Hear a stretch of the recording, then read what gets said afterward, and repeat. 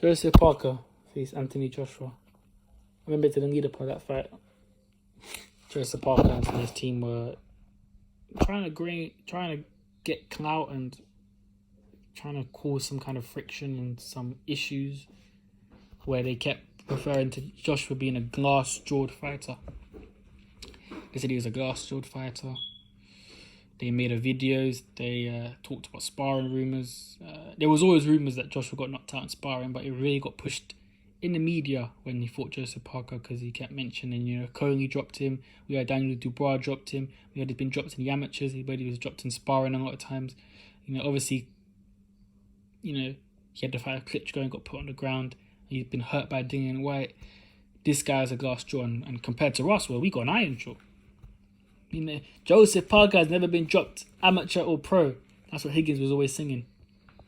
So that's how they tried to sell the fight, and they tried to really push that agenda, and that fight did good pay-per-view numbers. So people were watching, people were watching the build-up, people were excited. There was 2 world champions. So people, they didn't believe what Higgins and Parker were saying, but they were definitely looking into it. Is he glass-jawed? Skip a few fights after. He gets rocked by Povetkin I think it was in the second round. He got rocked by Povetkin, wobbled on his feet.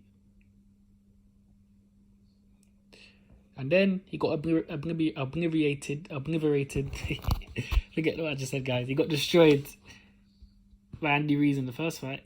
Put down 4 times. So,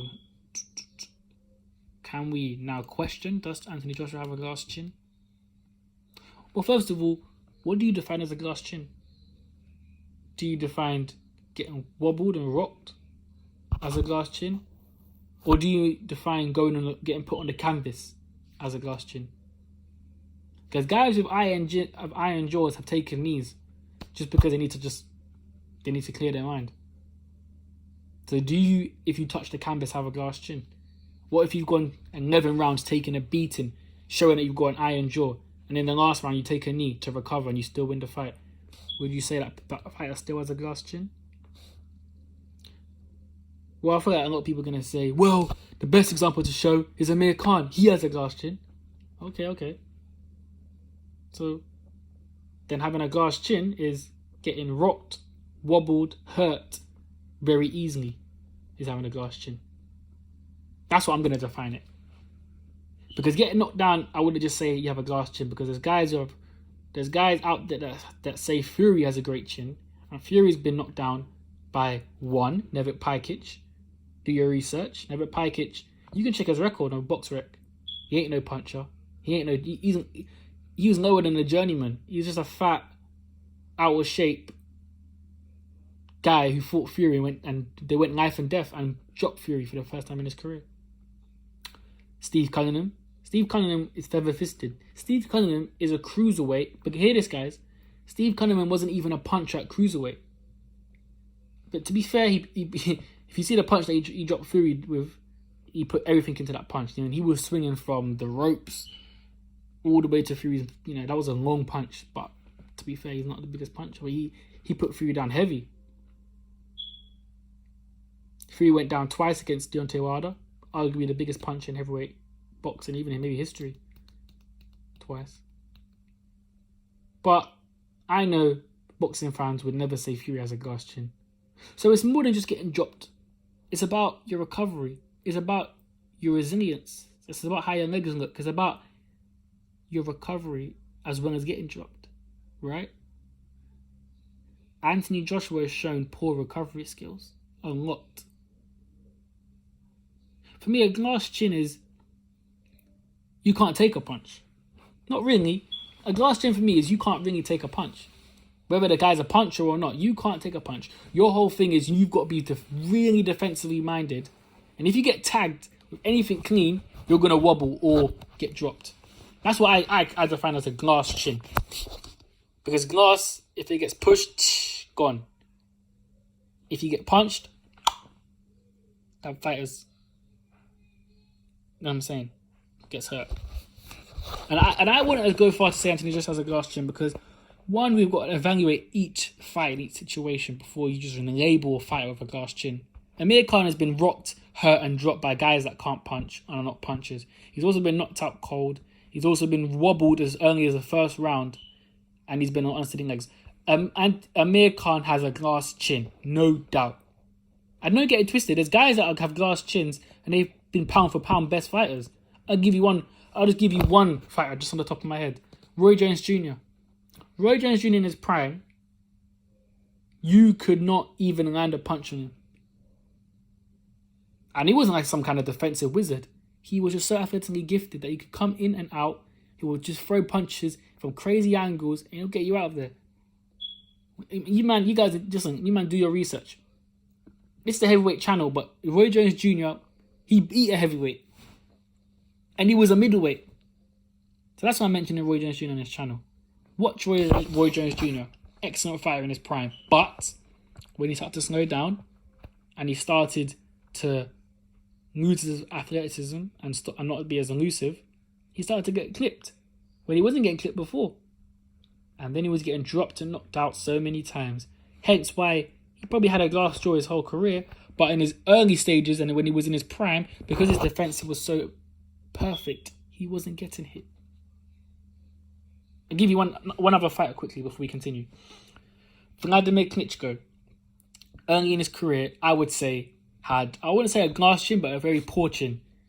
I mean, even if you watch the Sam Peter fight, the first one, he was getting dropped multiple times and the punches didn't even look that heavy. But he just kept falling down. And he got knocked out by fighters that were early in his career that were not big punches. He was buzzed, he was wobbled, he was rocked. But this guy's a Hall of Famer now because he learned the art of using his skills, using his offense, using his jab, using his distance, keeping his chin tucked. So he ain't got to take no punishment. And if they do get in the inside, hold them, rough them up, lean on them, push them down. He learned that art. They got Manny Stewart. And it worked for him. So having a glass chin does not define you as being a rubbish fighter. Don't get it twisted. Khan's accomplished more than I've ever accomplished in boxing, more than you've ever accomplished in boxing. Roy Jones Jr. was a pound for pound. Do you know what I'm saying? So these guys that may have glass chins, they've done amazing. There's guys that have had so-called iron chins who have become... I mean, it's one of the best chins in boxing is... in heavyweight boxing is Marius Wack. But he's... what is he, a journeyman? Lower than that? So if you go the distance and you can take punches but have no offense and that's it, then you're not going to do well in boxing. So anyway, go back to Antony Joshua. Does he have a glass chin? I would say no. I wouldn't say he has a glass chin, but I would say he hasn't got the strongest. He hasn't got the best chin.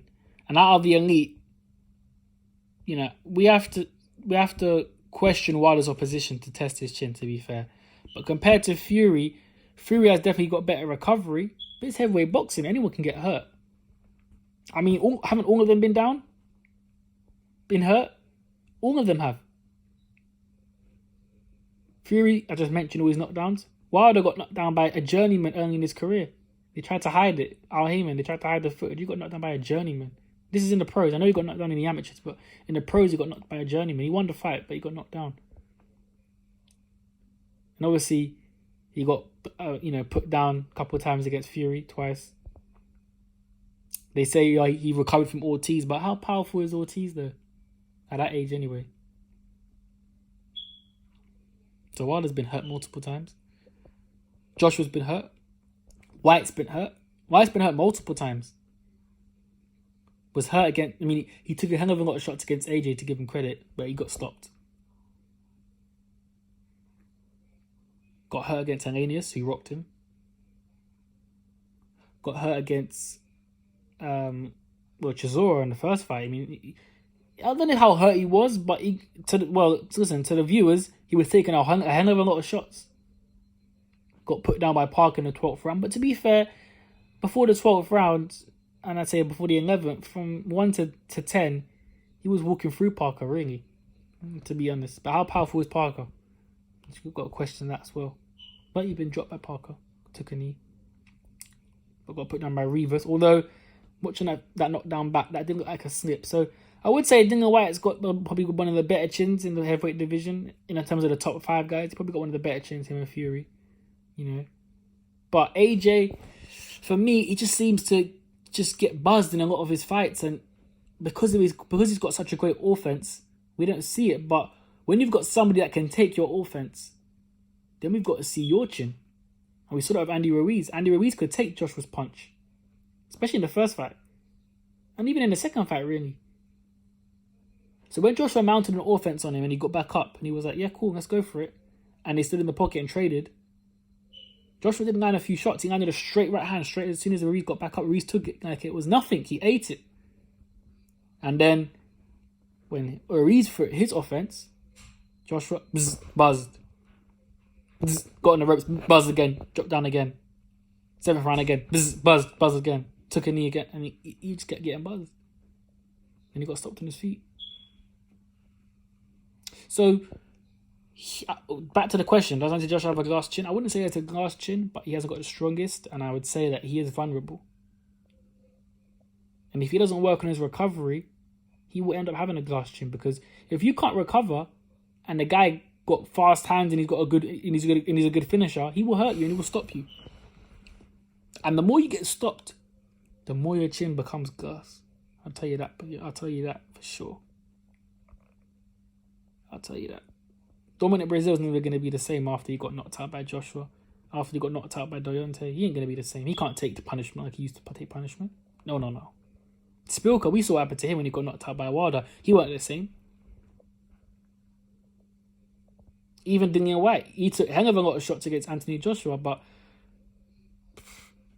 after that fight, he was getting hurt quite a lot. He wasn't the same. And he was known to be very durable, even in sparring. Before he fought Joshua, when he was sparring the guys of Klitschko, hey, they always said he was very durable. So, Tyson Fury got dropped by, that Wilder fight. People would say they might have taken something out of him. I mean, it didn't show in the second Wilder fight, but these things do show. When you get hurt and you get knocked down heavily, your punch resistance is never really the same, if it's happening a lot of times. Will we see that with Antony Joshua? We're going to find out. I mean, Kubrat Pulev is not the biggest puncher, but don't get it twisted. I wouldn't be surprised if he can crack Joshua and maybe hurt him. Coming from Joshua losing. He didn't, when you lose a fight and then you fight a guy in a rematch and you don't beat him better than he beat you, you still have a psychological worry in your head. Let's be honest. Ruiz can say, yeah, you beat me and out of shape. You beat and out of shape me by 12 rounds. Well done. I beat the brakes out of you. I stopped you on your feet, mate. I put you down 4 times. Remember that. I took your O. That's always going to be the back of Joshua's head. So, I don't know.